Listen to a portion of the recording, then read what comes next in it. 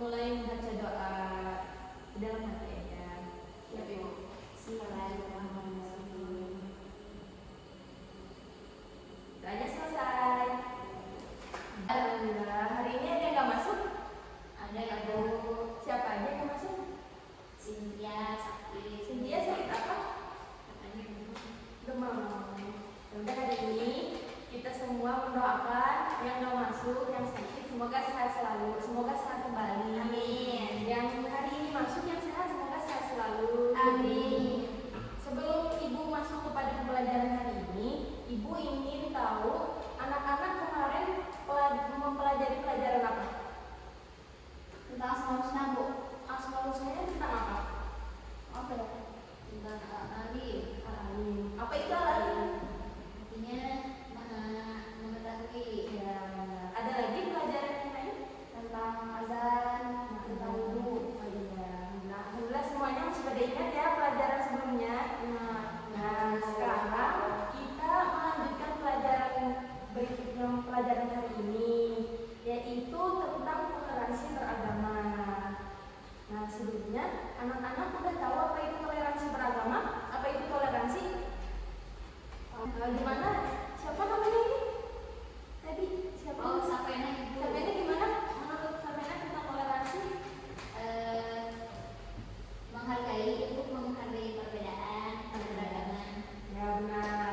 Jadi secara umum ataupun secara khusus toleransi itu benar apa kata Safena itu menghargai perbedaan. Nah, perbedaan ini bukan hanya perbedaan agama, tetapi perbedaan pendapat, perbedaan suku, bangsa.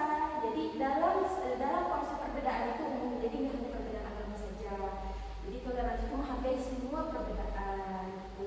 Paham, sudah dipahami anak-anak tentang toleransi? Paham. Coba ibu tanya Angel, apa itu toleransi tadi? Menghargai perbedaan dan ragam. Ya benar. Benar. Nanti dipelajari lagi ya. Ayat Quran. Memahami ayat Quran tentang toleransi beragama.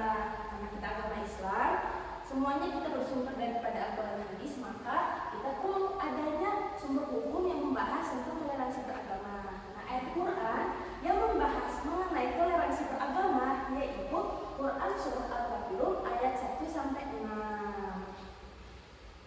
Ini ayatnya. Nah, selanjutnya Ibu minta kepada Zara untuk membacakan ayat Al-Quran yang ini ya. Pada Zara silakan baca.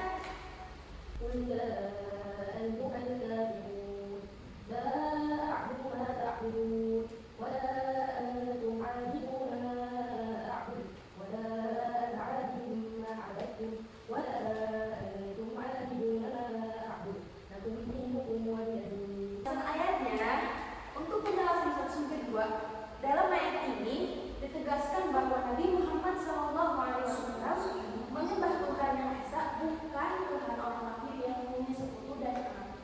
Jadi pada ayat 1 dan 2 ini Nabi Muhammad SAW menegaskan bahwa beliau tidak akan menyembah Tuhannya orang kafir Quraisy, karena Tuhannya Nabi Muhammad ataupun Tuhannya umat Islam yaitu Allah Subhanahu wa taala itu merupakan Tuhan yang Maha Esa.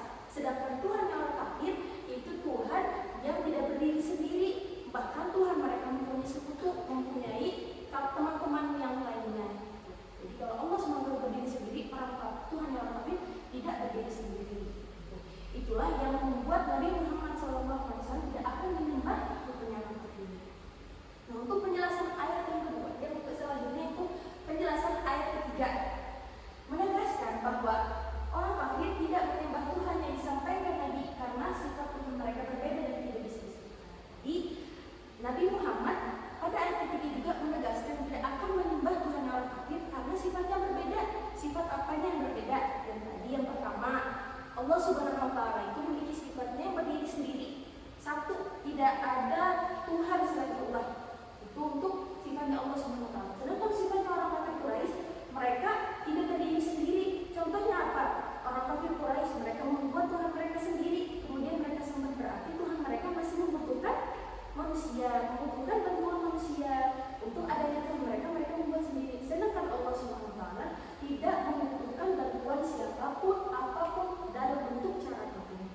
Itulah sifat yang berbeda yang ada dalam Tuhan umat muslim dan Tuhan orang kafir. Sehingga Nabi Muhammad menegaskan tidak akan menyembah Tuhannya orang kafir, Nah, untuk penjelasan ayat 4 sampai 5 menegaskan bahwa Nabi Muhammad SAW itu konsisten tidak akan menyembah Allah, tidak akan menyembah Tuhannya orang kafir Quraisy, karena Nabi Muhammad hanya akan beribadah kepada Allah Subhanahu wa Ta'ala, tidak akan pernah menyembah Tuhannya orang kafir Quraisy. Itulah penjelasan ayat 4 sampai 5. Untuk penjelasan ayat 6 menegaskan bahwa saling menghargai keyakinan. Nah, setelah Nabi Muhammad menegaskan pada ayat 1 sampai 5 bahwa tidak akan pernah menyembah Tuhannya orang kafir Quraisy, dan orang kafir Quraisy pun tidak akan pernah menyembah Tuhannya Nabi Muhammad selama mereka masih menyembah Tuhan mereka. Nabi Muhammad menegaskan tentang penjelasan itu. Ayat selanjutnya ayat 6 ditutup dengan Nabi Muhammad mengatakan bahwa untukmu agamamu dan untukku agamamu. Jadi dalam hal beribadah Nabi Muhammad tidak akan pernah mau menyatukan Tuhannya orang kafir Quraisy dan Tuhannya umat muslim, itu Allah Subhanahu wa Ta'ala. Karena dalam hal beribadah Tuhannya berbeda, sifatnya berbeda, jadi tidak akan pernah disatukan.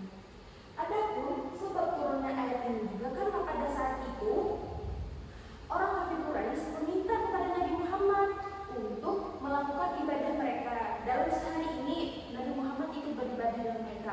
Kemudian hari esoknya mereka akan ikut ibadah dengan Nabi Muhammad. Nah, Nabi Muhammad tidak setuju tentang pendapat orang kafir Quraisy itu, sehingga turunnya ayat ini bahwa Tuhannya orang kafir Quraisy dan Allah Subhanahu wa Ta'ala adalah Tuhan yang berbeda, tidak akan pernah bisa disatukan. Jadi dalam hal beribadah mereka akan melakukan dengan cara masing-masing. Orang kafir melakukan ibadah mereka, umat Islam pun melakukan ibadah mereka. Tapi di luar daripada ibadah mereka tetap saling tolong menolong. Itu untuk penjelasan tentang ayat tentang surah Al-Kafirun ayat 1 sampai 6. Selanjutnya ada penerapan perilaku toleransi beragama. Jadi anak-anak semua mungkin kedepannya akan bertemu dengan berbagai macam orang, baik itu dia berbeda agama, dia berbeda suku, maupun berbeda bangsa. Anak-anak akan bertemu dengan orang-orang yang berbeda. Oleh karena itu penting sekali anak-anak untuk adanya sikap toleransi, yaitu apa tadi toleransi? Saling menghargai dan menghormati kepada perbedaan. Nah, sikap toleransi yang perlu anak-anak terapkan dalam toleransi beragama yaitu pertama, menjaga tali persaudaraan dengan mereka yang berbeda. Jadi, walaupun kita berbeda agama terhadap teman kita ataupun kepada lingkungan kita, kita tidak bisa memutuskan tali silaturahmi kita. Itu tidak bisa menjadi penghalang kita untuk bersilaturahmi dengan mereka. Kecuali dalam hal beribadah seperti tadi yang dikatakan Nabi Muhammad, seperti tadi firman Allah SWT, itu Nabi Muhammad mengatakan kepada kaum kafir Quraisy, untukmu agamamu, untukku agamaku. Nah, itu dalam beribadah kita bisa mendapatkan ayat tersebut. Itu kita beribadah ya sudah, kita hanya berfokus pada ibadah kita. Tapi dalam hal di luar ibadah, dalam kehidupan sehari-hari kita harus tetap saling tolong menolong, bersilaturahmi, gitu ya. Ya. Untuk perilaku yang kedua, tidak menghina atau menjelek-jelekan ajaran agama lain. Jadi kita yang beragama Islam tidak boleh menjelekkan agama di luar daripada agama Islam. Jadi kita tetap harus menghargai ajaran mereka, walaupun kita tidak meyakininya. Kita hanya perlu menghargainya, yang tidak menjelekkan agama mereka, ajaran mereka, yang tidak mengganggu ibadah mereka. Nah, untuk penerapan perilaku yang ketiga yaitu memberikan kesempatan berdoa atau beribadah. Nah, memberikan kesempatan ini kita harus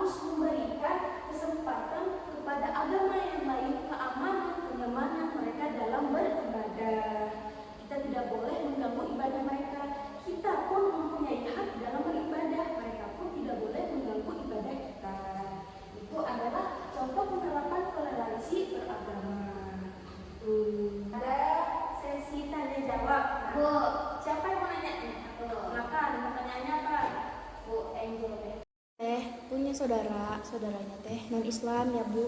Sementara kan kalau misalnya Kristen dia punya hari-hari spesial, hari Natal. Kalau misalnya Angel datang, kira-kira boleh nggak kalau kita datang? Kalau Islam, kita punya saudara kita yang selain beragama Islam dan non Kristen misal, dia mengundang kita untuk datang ke Natalnya. Nah, seperti tadi Ibu katakan perilaku yang harus kita terapkan yaitu mempererat tali silaturahmi walaupun berbeda agama. Nah, Angel bisa datang kepada undangan daripada saudara Angel mereka nanti itu. Tetapi niatnya Angel yaitu untuk bersilaturahmi karena kita masih tetap saudara gitu. Jadi, jangan niatkan untuk ikut merayakan karena merayakan itu merupakan ibadah mereka. Mereka meyakini bahwa hari Natal itu merupakan hari yang sakral. Sebagaimana kita meyakini Lebaran Idul Fitri adalah hari yang sakral, mereka pun juga mempunyai hari yang besar. Jadi Angel datang untuk bersilaturahmi dengan mereka gitu, supaya tali silaturahminya tetap terjaga. Gitu ya. Jadi kami bisa. ya. Oke. Selanjutnya Ibu minta, sebelum Ibu lanjut kepada kesimpulannya, Ibu minta salah satu dari anak-anak untuk bisa menyimpulkan pembelajaran hari ini supaya bisa tahu anak-anak sudah paham atau belum. Siapa yang bisa menyimpulkan? Siapa? Safia mungkin? Nyoba menyimpulkan ya Bu. Jadi hari ini tuh belajar tentang toleransi. Nah, salah satu toleransinya itu toleransi beragama, yang mana di Indonesia ada 6 beragama. Jadi kita harus toleransi ke 5 beragama. Terus kalau ada perayaan boleh kita datang dengan niat silaturahmi. Gitu Bu. Menyimpulkan pembelajaran hari ini yaitu kita mempelajari tentang toleransi beragama dalam sumber hukumnya yaitu surah Al-Kafirun ayat 1 sampai 6. Semangat teman-teman ya. Kesimpulannya yaitu surah Al-Kafirun mengajarkan bahwa umat Islam harus tegas dalam keyakinan namun tetap menghormati pemeluk agama lain. Ayat untukmu agamamu menegaskan pentingnya toleransi tanpa memaksakan ajaran Islam menghargai perbedaan dan menyeru pada kedamaian dalam hidup berdampingan. Jadi surah Al-Kafirun mengajarkan kepada kita umat Islam untuk saling menghormati kepada agama selain agama Islam. Tetapi dalam hal beribadah kita tidak boleh mencampur adukan ibadah kita dengan ibadah agama yang lain. Begitupun agama yang lain tidak boleh mencampur adukan ibadahnya dengan ibadah kita. Karena itu merupakan dua hal yang berbeda. Kita berbeda dalam ajarannya gitu. Jadi untuk ibadahnya kita menjalankan masing-masing. Itu untuk sebulan hari ini.